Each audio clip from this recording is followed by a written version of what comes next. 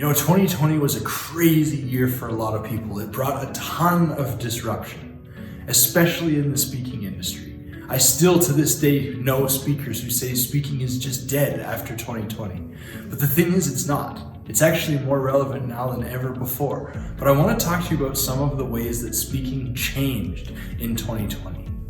You see, almost overnight, live events got canceled all over the world. I had friends who were calling me in the middle of the night saying, I just lost every single booking I had for the rest of the year and I don't know what I'm gonna do. And there was a lot of panic among speakers for very good reason. But then something interesting started happening. Event producers started getting creative. It started with some of the big names like Tony Robbins when he took Unleash the Power Within online. Eric Edmeades from Speaker Nation launched an online version of one of his speaker training programs, and suddenly speaking events were back, but they were virtual. And it was a little bit different, but it was fascinating. I remember sitting there writing blog posts and observing what was going on in the speaking industry and noticing some really powerful shifts.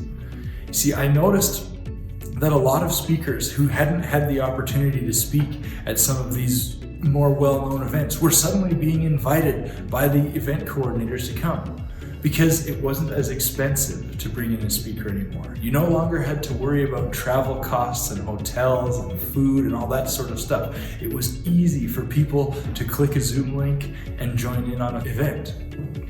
The interesting thing that happened from that is that events got more plentiful. It seemed like overnight, everybody was suddenly running a live event. And sure, some of them were kind of hokey, fly-by-night kind of things, but some of them were really powerful. And there was a lot more opportunities to speak for people who maybe didn't quite have the resume to back them up yet, for people who were just getting started in the industry.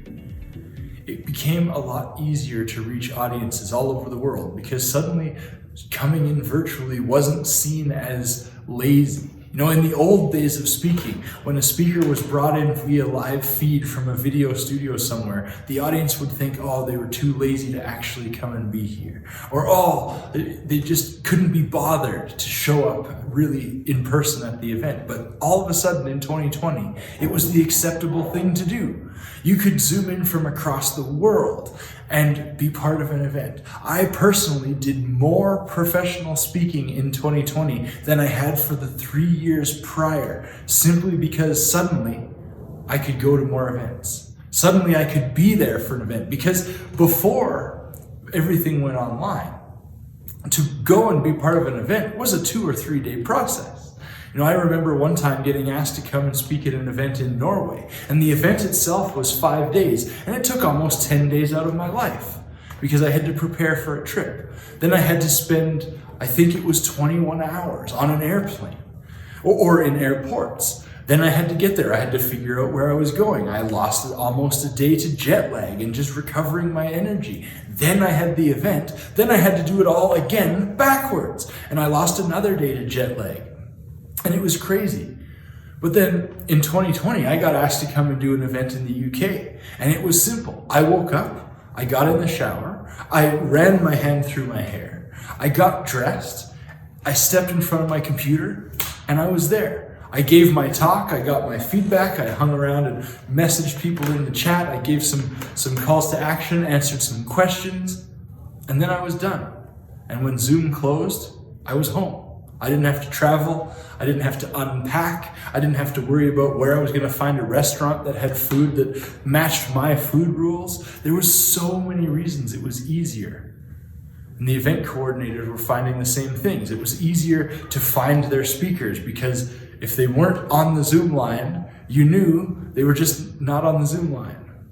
And it was that simple. You didn't have to figure out which hotel they were at. You didn't have to worry if they got lost on the way to the conference center. You didn't have to worry about any of that sort of thing.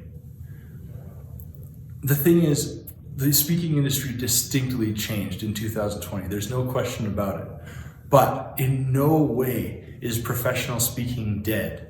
In fact, I would say professional speaking is actually more relevant now than it ever has been before. Because one of the other things that happened throughout 2020 is it seemed like almost overnight, everybody had an online program.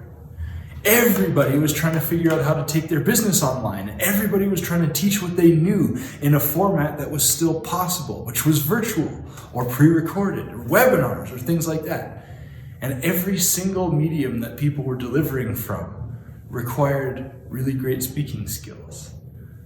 Every single one of them. People were doing Facebook Lives all the time just to check in with their friends, and to do that required great speaking skills. People were recording online courses for the first time ever, and suddenly they were realizing that, hey, if I'm going to be an online course creator, I need to be a really good speaker. Otherwise, I'm not going to be able to get my message out there. I'm not going to be able to communicate with my audience. I'm not going to be able to get my business online.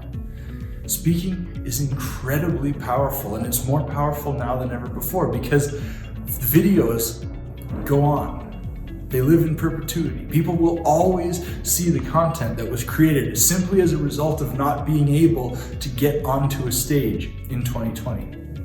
It's crazy how it's shifted. It's crazy how it's changed, but their opportunities are more plentiful than ever before. If you want to grow your influence, if you want to get your message out there to an audience, if you want to find who your audience is, if you want to create an online course, all of it is so incredibly possible as a result of the disruption that came from 2020. So if you're one of those people who's out there saying, I want to be a speaker, but speaking's dead, or I want to be a speaker, but I can't find an event, you're just not looking in the right places, because after 2020, the speaking industry exploded and is continuing to grow and is continuing to change and is continuing to shift all the time. And I think 2021 and 2022 and 2023 and beyond are going to be some of the most exciting times the speaking industry has ever seen. And if you want to be part of it, don't be one of those speakers that just sits back and waits for live events to come back. I hear that too often.